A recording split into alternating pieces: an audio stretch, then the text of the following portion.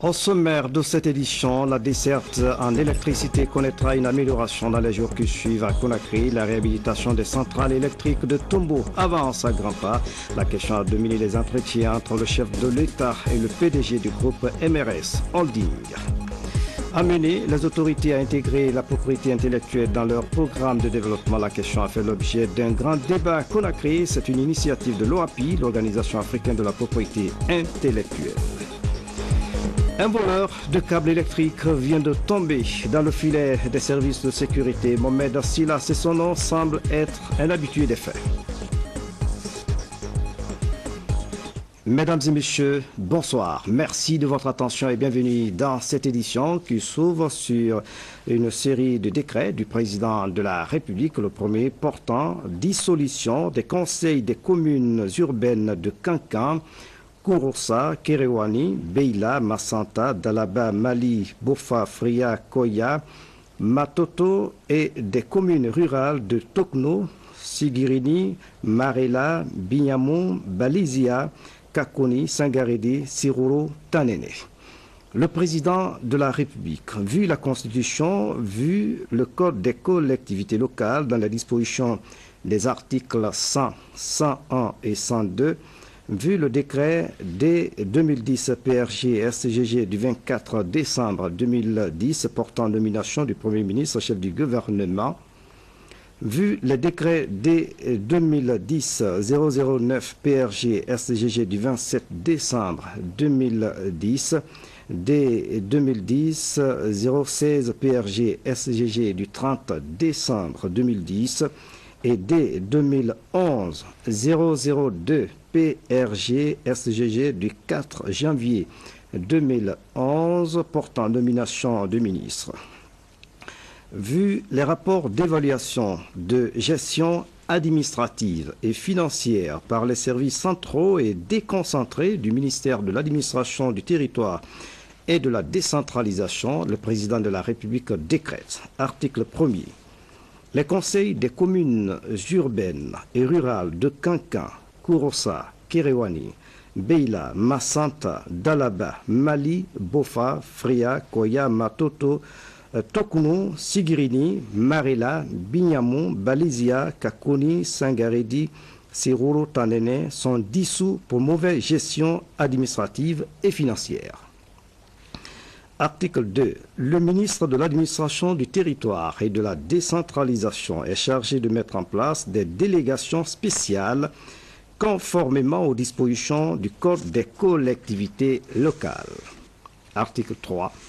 Le présent décret qui abroge toute disposition antérieure contraire prend effet à compter de sa date de signature et sera enregistré et publié au journal officiel de la République, Conakry, 24 mai 2011, signé Professeur Alpha Condé, président de la République. Décret portant retour dans le portefeuille de l'État certaines unités industrielles et autorisation de leur privatisation.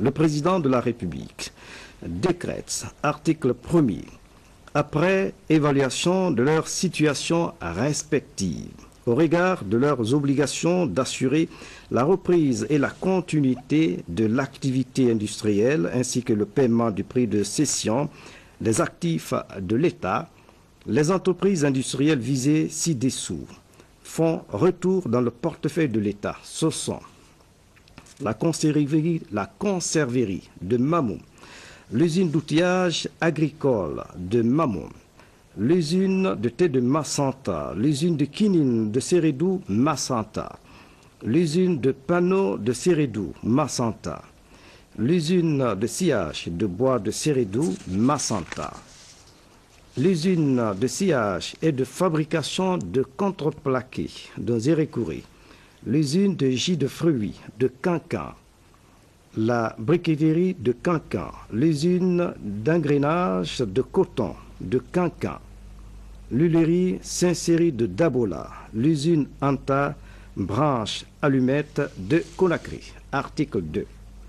En usant des procédures légales conformément à la loi L 2001 18 AN portant adoption et promulgation de la loi sur la réforme des entreprises publiques et le désengagement de l'État du 26 décembre 2001 et son décret d'application, le décret D105 PRJS-GG du 26 décembre 2001. Il a autorisé la recherche de repreneurs pouvant assurer le démarrage de ces unités. Article 3. Le ministre en charge de l'Industrie, le ministre de l'Économie et des Finances, en charge des privatisations, le ministre de la Sécurité et de la Protection civile, le ministre délégué à la Défense et le ministre en charge de l'administration du territoire et de la décentralisation sont chargés chacun en ce qui le concerne de l'application du présent décret. Article 4. Le présent décret qui abroge toute disposition antérieure et contraire sera enregistré et publié au Journal officiel de la République, Conakry, 24 mai 2011, signé professeur Alpha Condé, président de la République. Et puis ce communiqué du bureau de presse de la présidence de la République. Dans le cadre du renforcement des liens d'amitié et de partenariat entre la Guinée et les pays industrialisés, Son Excellence, le professeur Alpha Condé, effectuera une visite de travail à compter du 25 mai à Deauville, en France, où il prendra part au sommet du G8. Sont conviés à prendre part au cérémonial du départ prévu à 14h30 à l'aéroport international de Conakry-Bessia, les personnalités ci-après, Monsieur le Premier ministre, chef du gouvernement, Monsieur le Premier président de la Cour suprême, Mesdames et Messieurs les membres du gouvernement et du cabinet présidentiel, Monsieur le Président du Conseil économique et social, le grand chancelier des ordres nationaux du mérite, Madame la Présidente du CNC, le médiateur de la République, le chef d'état-major des armées, Monsieur le chef des états-majors particuliers, Monsieur le directeur général de la police et de la douane nationale, Mesdames et Messieurs les membres des missions diplomatiques et organisations internationales, le président par intérim de la CENI, le gouverneur de la ville de Conakry, le 24 mai 2011, signé Bureau de presse de la présidence de la République. À présent, la feuille d'audience du président de la République, le professeur Alpha Condé, a reçu le PDG du groupe MRS Holding, un groupe qui évolue dans le secteur de l'énergie. Les entretiens ont porté sur le niveau d'avancement des travaux de réhabilitation des centrales de Tombo. Le résumé de cette audience avec Sanassi Keita. Introduit chez le président de la République par l'ambassadeur du Nigeria en Guinée, Aladji Sayou Dantata, président directeur général du groupe MRS Holding, est venu rendre compte au professeur Alpha Condé de l'état d'avancement des travaux de réhabilitation des centrales électriques de Tombo. Cette audience qui nous a été accordée par le président de la République nous a permis de discuter avec lui d'un certain nombre de questions, notamment celle relative au secteur de l'énergie en République de Guinée, le progrès qui a été fait sur le terrain, le rapport des techniciens, ainsi de suite. Nous sommes déjà ici, présents dans ce pays. Les techniciens travaillent sur les centrales de Tombo. Nous travaillons essentiellement sur la réhabilitation et cela avance à grands pas. Et dans les 40-45 jours qui suivent, il y aura une amélioration dans le domaine de la desserte. Dans les jours à venir, la ville de Conakry connaîtra donc une amélioration de la desserte en électricité avec la volonté affichée du président de la République, le professeur Alpha Condé. L'intégration de la propriété intellectuelle dans les politiques et programmes de développement, c'est le thème d'un séminaire qui vient de se tenir à Conakry. Il a été organisé par l'OAPI, l'Organisation de la propriété intellectuelle, en partenariat avec le ministère de l'Industrie. Le point avec Marie Touba. La propriété intellectuelle comme vecteur de croissance économique des États, telle est la nouvelle vision de l'Organisation africaine de la propriété intellectuelle. C'est dans ce cadre que cette organisation a initié des séminaires gouvernementaux dans les 16 pays membres, dont la Guinée. Après Cotonou, Conakry est la deuxième capitale à abriter ce séminaire qui vise à amener le gouvernement de la République de Guinée à mieux prendre en compte la propriété intellectuelle dans ses politiques et programmes de développement. Au cours de son plaidoyer, le directeur général de l'OAPI a indiqué que les énormes potentialités dont dispose l'Afrique ne suffisent pas à elles seules à développer les États. Selon lui, le développement du continent ne saurait se réaliser sans une véritable politique de la propriété intellectuelle. Fonder le développement économique sur l'exploitation brute de nos potentialités, c'est-à-dire de nos ressources naturelles, devrais-je dire, ne garantit pas à l'Afrique un développement durable. D'où la nécessité, qui se fait impérieuse, de changer de stratégie. Il s'agit en d'autres termes de transformer sur place nos matières premières en produits finis ou manufacturés. Le succès de cette stratégie doit nécessairement faire appel à la propriété intellectuelle. Une occasion pour la ministre de l'Industrie et des Petites et Moyennes Entreprises de rappeler les actions menées et aussi envisagées par l'OAPI pour aider la Guinée à amorcer un réel décollage économique. Le renforcement des capacités du service guinéen de la propriété industrielle, SPI, la formation de magistrats, la formation d'agronomes, de journalistes en propriété intellectuelle, le financement de nombreuses activités de sensibilisation, la mise à disposition d'équipements et bientôt la construction d'un immeuble à 2 niveaux pour abriter le centre de documentation en propriété intellectuelle sur le site de Nongo sont des actions de soutien menées par la direction de l'OAPI ces dernières années en faveur de la Guinée. En ouvrant les travaux du séminaire au nom du Premier ministre, chef du gouvernement, le ministre d'État en charge de l'énergie et de l'environnement a mesuré la dimension de ce programme initié par l'OAPI qui entend faire de la propriété intellectuelle un instrument au service des États membres. Comme nous le constatons,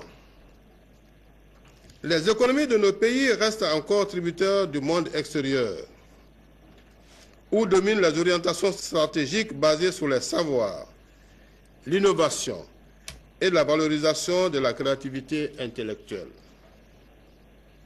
À cet égard, je me réjouis de l'heureuse initiative menée jusqu'à présent par l'équipe dirigeante actuelle qui a conduit l'OAPI du niveau de simple réceptacle d'œuvres étrangères à celui d'un véritable laboratoire d'analyse et de conception capable d'aborder les questions de développement économique et social. Après ces discours, les travaux se sont poursuivis avec l'ambition d'aboutir à des recommandations susceptibles d'appuyer le gouvernement guinéen dans son nouveau programme de relance économique. À signaler qu'auparavant, l'émissaire de l'OAPI avait été reçu par la ministre de l'Industrie et des Petites et Moyennes Entreprises. Les deux personnalités ont échangé sur le renforcement du partenariat entre la Guinée et cette organisation continentale. 500 milliards de francs guinéens sont détournés chaque année en Guinée. C'est ce qu'indique l'Agence nationale de lutte contre la corruption. Et pour renforcer la lutte contre ce fléau, l'ambassade des États-Unis en Guinée a initié une session de formation à l'intention des journalistes. Une démarche qui devrait impliquer les médias dans la lutte contre la corruption. Mohamed Souma signe son reportage. Le journalisme d'investigation est un moyen sûr de lutter efficacement contre la corruption. C'est pour bien outiller les journalistes guinéens dans la lutte contre la corruption dans leur pays que l'ambassade des États-Unis d'Amérique a initié cette session de formation en leur faveur. Elle est axée sur les techniques de collecte et de traitement de l'information en matière d'investigation journalistique. Le formateur est un journaliste américain très expérimenté.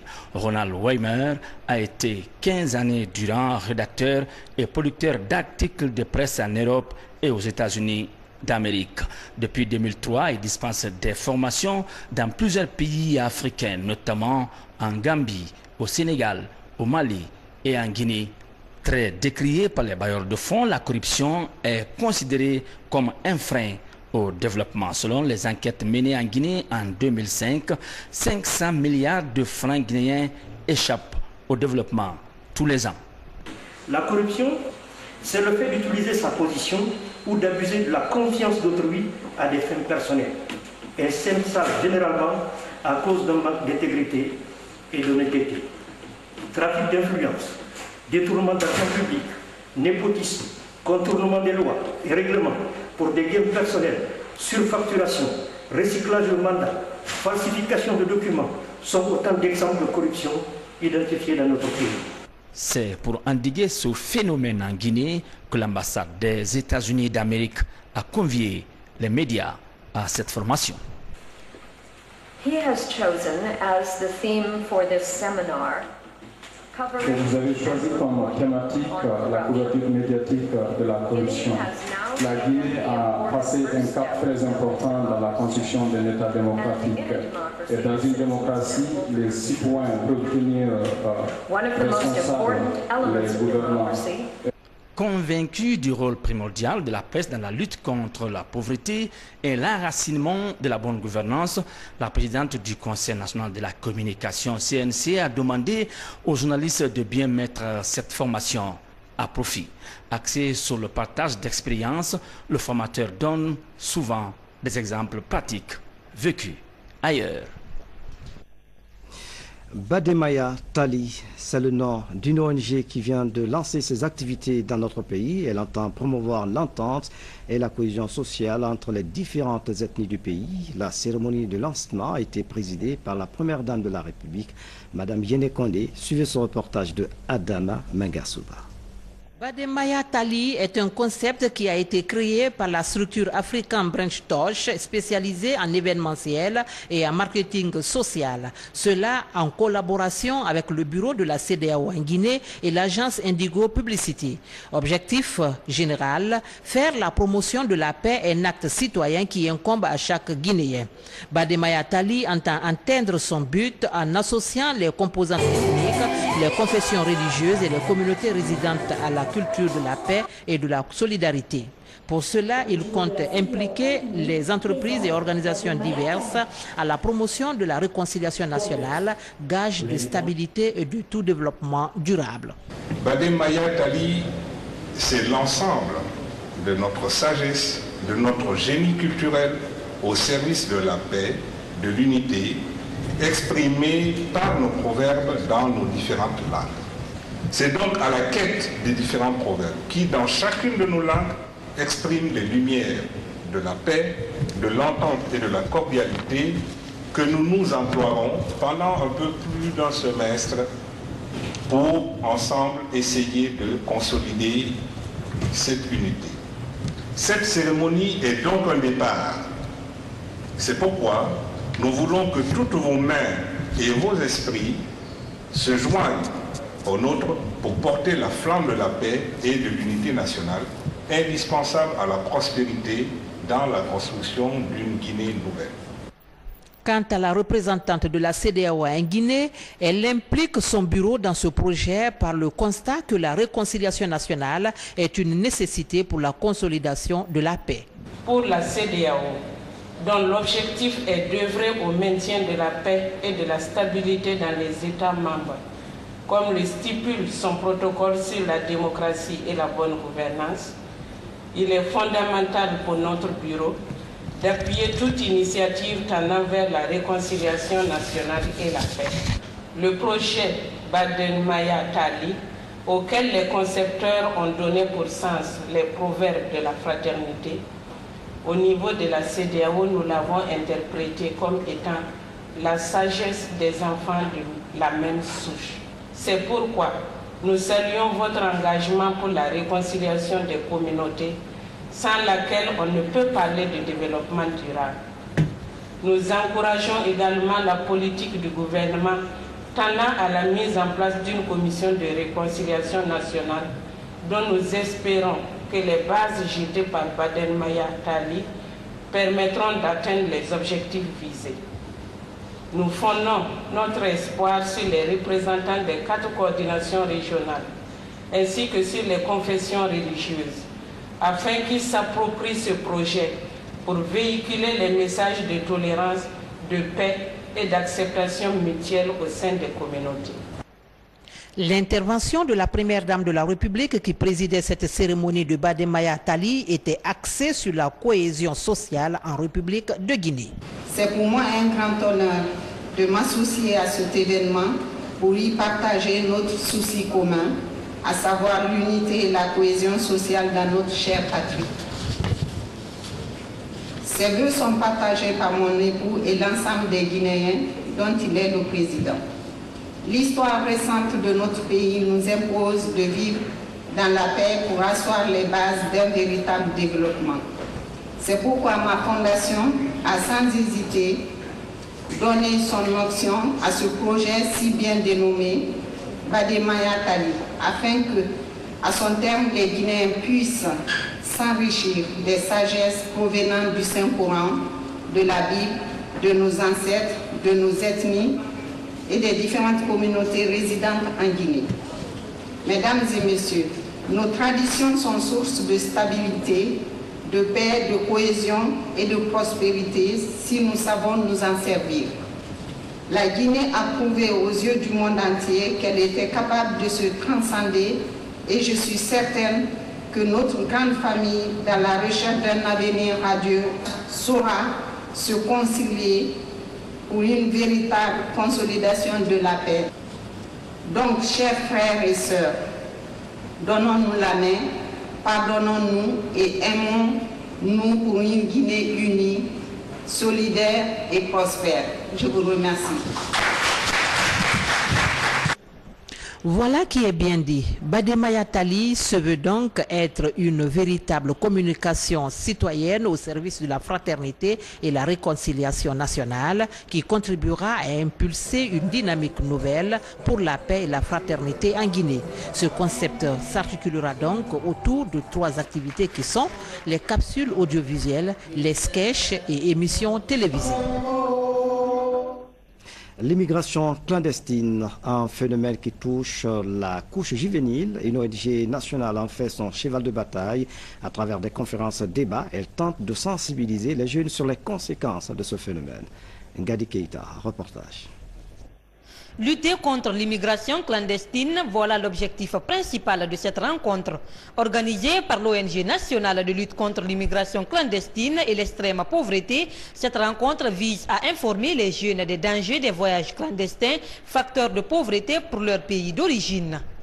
Je vous prie de bien vouloir m'aider dans mon combat, celui de lutter contre l'extrême pauvreté qui a engendré l'immigration clandestine, au cours de laquelle meurent 72% de nos enfants en partant chercher du bonheur en Europe. Monsieur, que pourrez-vous ressentir quand vous perdez l'unique enfant que Dieu vous a donné? Pourquoi les fils de Guinée immigrent-ils? Pourtant, c'est une belle nation. On a détruit toute nos structures sociales. Nous avons détruit aussi les structures authentiques. Nous avons laissé la masse paysanne à l'abandon. Et cela a causé quoi? Ça a causé un cataclysme au niveau social.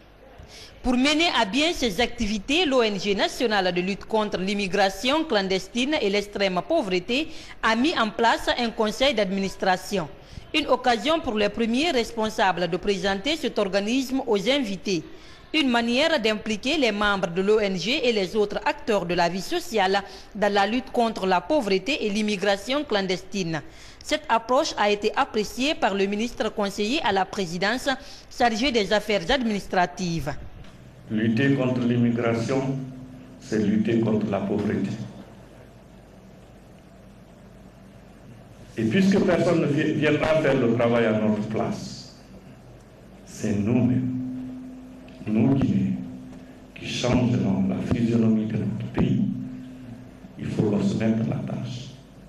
Cette ONG entend œuvrer aux côtés des nouvelles autorités du pays pour amener les jeunes à un changement de comportement face aux conséquences de l'immigration clandestine en Guinée, voire à travers le monde. L'autre image de l'actualité nationale, concertation pour la mise en œuvre du code ISPS. Le code ISPS est un instrument indispensable pour l'amélioration des conditions de travail dans le milieu portuaire. Cette question vient de réunir à Conakry de nombreux cadres et agents de l'Association de gestion des ports de l'Afrique de l'Ouest et du Centre. Fodé Camara a suivi la rencontre. Au lendemain du 11 septembre 2001, date de l'attaque des 2 tours jumelles du World Trade Center, il était urgent de partir en guerre contre le terrorisme en mer. Sur cette lancée, une conférence diplomatique managée par l'Organisation maritime internationale a adopté le code ISPS, un ensemble de dispositions relatives à la sécurité et à la sûreté des navires et des installations portuaires. C'est pourquoi l'Association de gestion des ports de l'Afrique de l'Ouest et du Centre a mis en branle cette formation de 5 jours pour améliorer les conditions de sécurité dans les eaux territoriales guinéennes et les ports de Conakry et ceux des autres pays de l'Afrique de l'Ouest et du Centre. Tout ce que je peux vous dire, c'est que moi je suis très heureux de leur prestation. Je suis persuadé que les connaissances et expériences acquises au cours de ces journées viendront s'ajouter à d'autres que vous utiliserez à bon escient au sein de notre environnement portuaire. Permettez-moi de citer entre autres la lutte pour la sécurité des personnes et des marchandises dans le port, la lutte pour la sûreté des installations et des infrastructures portuaires. Pour conforter l'application du code ISPS dans la sous-région, les cadres et agents des administrations maritimes et des bureaux de la main-d'œuvre portuaire des pays de la sous-région sont revenus sur les bancs pour comprendre les enjeux liés à l'application du code de sûreté des passagers et des équipages. Le code ISPS, aujourd'hui, c'est un élément incontournable dans la vie de nos ports. C'est pour cette raison qu'une fois encore, nous voudrons exprimer notre satisfaction pour avoir suivi les cours sur le code ISPS. Cette formation coïncide avec un moment où le port autonome de Conakry est en pleine mutation pour répondre aux exigences de l'Organisation maritime internationale, à savoir l'installation du scanner, la mise en place des caméras de surveillance et la réhabilitation du portail du port autonome de Conakry. Des innovations qui ont séduit les visiteurs venus des autres ports de la sous-région. Une journée de plaidoyer sur la fistule obstétricale et traumatique se tiendra demain, mercredi, à Conakry. Il s'agit de renforcer la lutte contre cette maladie. Selon les statistiques, plus de 2000 femmes sont porteuses de fistules en Guinée avec des conséquences terribles. On écoute le représentant résident de Agender Hilt en Guinée, Eladj Mustafa Diallo, est au micro de Alia Kamara. À l'heure actuelle, on a plus de 1230 femmes qui ont été totalement guéries de leurs fistules. Je voulais surtout insister sur réellement les effets de ces fistules obstétricales. Vous savez, quand la femme a la fistule, elle a une incontinence chronique qui fait qu'elle ne peut pas retenir ses selles, ou bien ses urines, ou bien les deux à la fois. Et à cause donc de l'odeur, elle est très souvent rejetée par son mari, rejetée par la société, totalement marginalisée. Ces femmes mènent une vie sourde, souterraine. Très souvent, elles vivent seules, mangent seules, dorment seules, totalement rejetées par la société. C'est vraiment un problème médical, mais c'est aussi un problème social et un problème de droits humains. L'appel que je lance, c'est que tout le monde doit se lever pour faire halte aux fistules obstétricales, parce qu'en fait, dans les pays où le système de santé fonctionne très bien, il n'y a pratiquement pas de fistules. Dans les pays développés d'Europe et d'Amérique, cette maladie a totalement disparu. Donc il nous faut faire beaucoup d'activités de prévention pour pouvoir éliminer ces fistules, mais aussi je voulais lancer un appel aux communautés pour la réintégration sociale de ces femmes. Il ne faudrait pas qu'elles soient rejetées et qu'elles soient stigmatisées.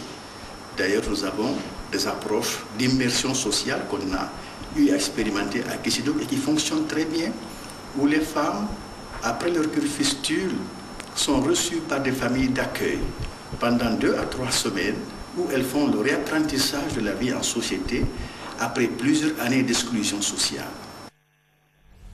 SOS donc en faveur des femmes porteuses de fistules difficiles.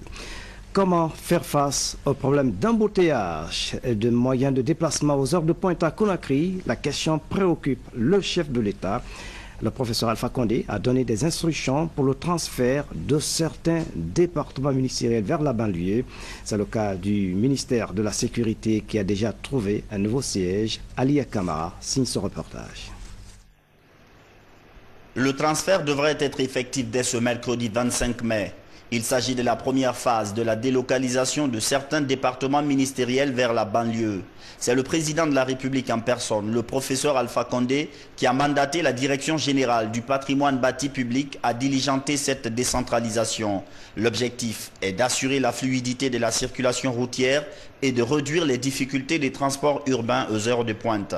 Je crois que ce serait une très bonne chose, décentraliser les ministères vers la haute banlieue, ce serait une très bonne chose. Ça va non seulement réduire les embouteillages, et aussi sur le plan même de l'électricité, sachant que certains ministères sont dans la haute banlieue, l'État normalement doit chercher à les électrifier tout et tout. Donc à travers ceci, là aussi, certains quand ils auront le courant, 24 heures sur 24. Ça va beaucoup aider. Moi j'apprécie ça parce que c'est comme moi, je suis à Matoto. Quand je vais commencer à travailler, c'est pas du tout facile que je vienne en ville chaque fois. Mais si les ministères sont décentralisés, au moins ils sont à 36 ou bien à Matoto ou bien à Dapompa, ça serait mieux pour nous les gens qui sont en banlieue. C'est une excellente chose parce que la décongestion de Kaloum ferait plaisir vraiment à tous les usagers. Tous les départements sont concentrés au même endroit. Si nous prenons au moins 10 à 15 départements, on envoie à Koloma, vraiment, il n'y aurait pas l'embouteillage que nous connaissons là chaque matin.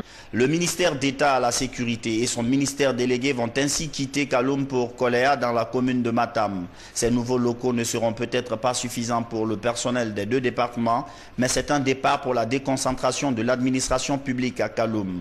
Selon le patrimoine bâti, d'autres ministères vont suivre ce mouvement de transfert dans les prochains jours. En filigrane, le département de la justice pour lequel la Direction générale du patrimoine bâti public fera une communication très prochainement. Alia Kamara, c'est une action à encourager. Culture, la Miss Guinée, États-Unis, est à Conakry. Elle est venue présenter sa couronne et ses projets à son pays d'origine. La Miss Guinée, États-Unis a été reçue en audience par le ministre de la Culture.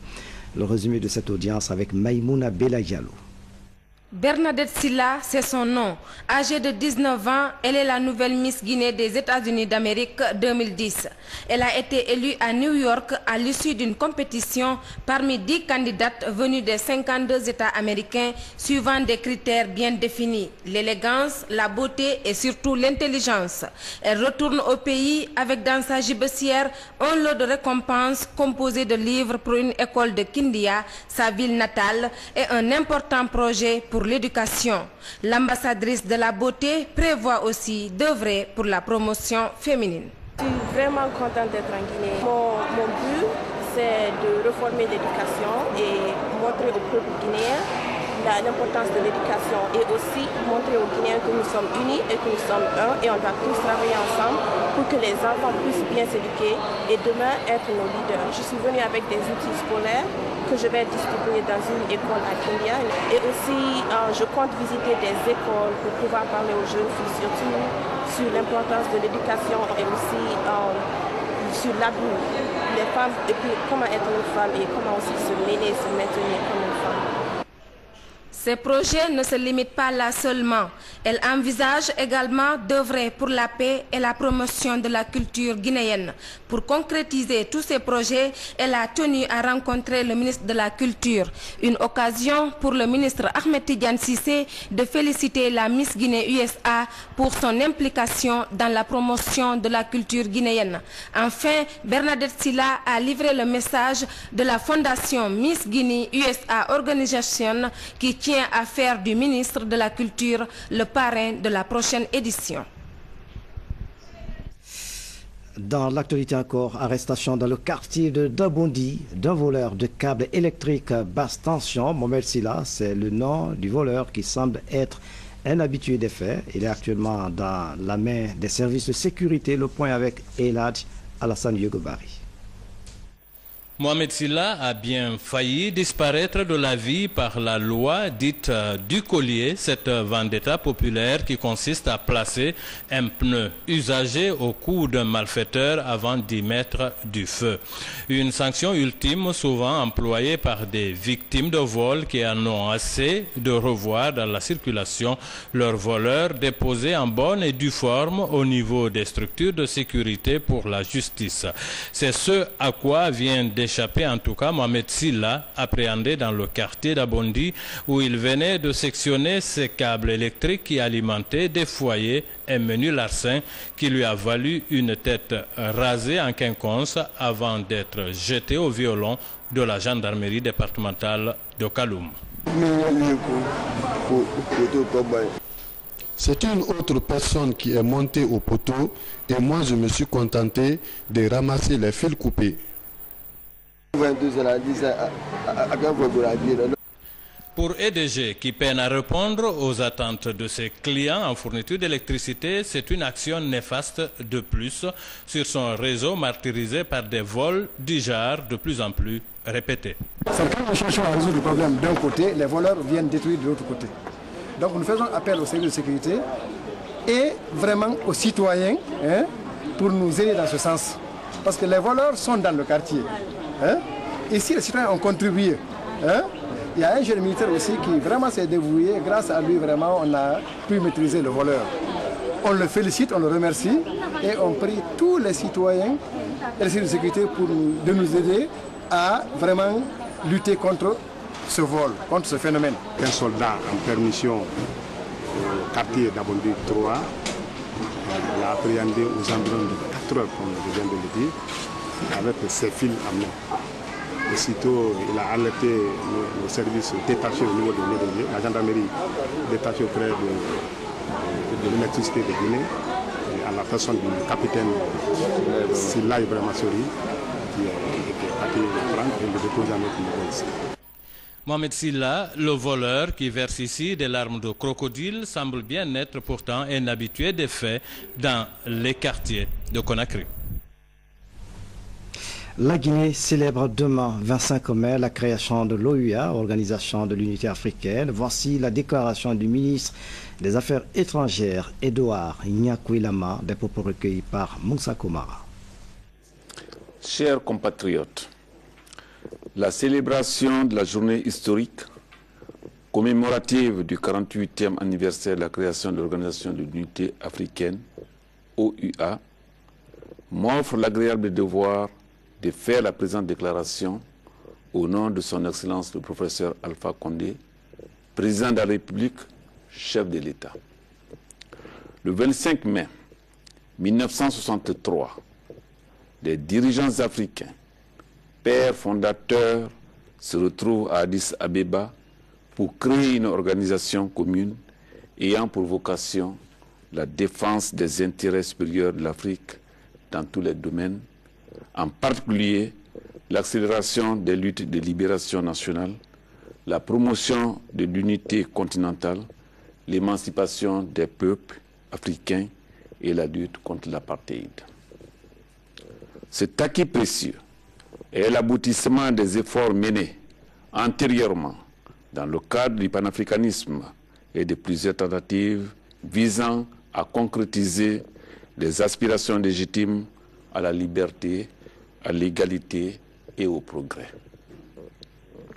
Ce sont notamment l'Union Ghana-Guinée du 23 novembre 1958, la conférence panafricaine d'Accra en 1958, le groupe de Casablanca du 7 janvier 1961, le groupe de Monrovia du 12 mai 1961, le groupe de Brazzaville du 12 septembre 1961. Depuis la création de l'OUA, des tentatives se sont multipliées pour assurer l'intégration sous-régionale et régionale à travers la mise en place d'institutions et l'élaboration de textes juridiques, de projets et programmes de développement dont le point culminant a été l'avènement le 9 septembre 1999 à Sirte, Libye, de l'Union africaine. Chers compatriotes, Nonobstant les avancées significatives enregistrées sur les fronts politiques, économiques, socio-culturels et diplomatiques, l'existence de ressources naturelles et humaines suffisantes, les défis à relever sont nombreux et variés. Dans un contexte mondial caractérisé par des changements profonds et rapides, à la fois porteurs d'espérance et de frustration, les disputes politiques, la mauvaise gouvernance, l'insécurité, la récession économique et financière internationale, la crise alimentaire, le chômage endémique, les pandémies, la dégradation de l'environnement sapent les efforts de redressement et de développement des pays africains. Pour sortir de cette situation difficile, l'Afrique doit créer des conditions propices à la paix, à la sécurité et à la stabilité. Elle doit instaurer la démocratie et l'état de droit, défendre les libertés fondamentales et pratiquer la bonne gouvernance. Elle doit engager des actions concrètes de solidarité par la promotion d'une véritable politique d'intégration africaine, facteur d'un développement viable et durable. Chers compatriotes, il ne fait aucun doute que la République de Guinée a apporté une contribution multiforme à la naissance de l'OUA et à la matérialisation des objectifs qui lui ont été assignés. Ce rôle d'avant-garde sera conforté suite au retour de notre pays à l'ordre constitutionnel, consacré par l'élection du professeur Alpha Condé à la magistrature suprême et à la levée des sanctions qui entravent notre marche vers la prospérité. Dans ce nouveau contexte favorable, le gouvernement ne ménagera aucun effort pour restaurer le prestige de la Guinée sur la scène africaine et internationale, lui permettant ainsi d'occuper sa place d'antan parmi les nations éprises de paix et de progrès. Je vous remercie. Dans l'actualité africaine internationale au Soudan, la ville d'Abissi, toujours occupée par les troupes de Khartoum, 15 000 personnes ont fui les combats. C'est le premier élément des nouvelles africaines en télégramme en image. Regardez. D'Abyei, à la frontière entre le Nord et le Sud-Soudan, toujours occupée par les troupes de Khartoum. La communauté internationale, États-Unis en tête, demande au Nord de retirer son armée. Demande rejetée par le président soudanais Omar el-Béchir qui veut une négociation. Depuis que les chars nordistes ont pris possession de la ville dimanche, 15 000 personnes ont fui les combats. L'Éthiopie à l'heure indienne, l'Inde et une quinzaine de pays africains sont réunis à Addis Abeba pour le deuxième sommet Afrique-Inde. Une rencontre destinée à resserrer les liens économiques entre ses partenaires à l'heure où les Indiens multiplient les investissements sur le continent africain. Un nouveau président pour la Cour suprême de Côte d'Ivoire. C'est Mamadou Koné, ex-ministre de la Justice, qu'a choisi le président ivoirien pour occuper ce poste en lui fixant plusieurs objectifs. Faire en sorte que la justice ivoirienne ne fasse plus peur. Faire en sorte que la justice ivoirienne puisse redorer son blason. Actuellement, elle est très critiquée. Il y a des griefs qui ne sont pas fondés, mais il y en a par contre, malheureusement, qui sont fondés. Une justice impartiale pour tous les Ivoiriens, c'est le vœu exprimé par Alassane Ouattara. Un nouveau trésor accessible aux visiteurs en Égypte. 6 tombes de l'époque de Toutankhamon ont été ouvertes au public aujourd'hui après avoir été soigneusement restaurées. Parmi ces tombes, celle de Maya, son trésorier, et celle d'Oremheb, chef des armées, qui deviendra son successeur. Nous avons ouvert ce nouveau cimetière aujourd'hui pour dire au monde entier que l'Égypte est une destination sûre. C'est une invitation à venir sentir et admirer la magie et les mystères de l'Égypte.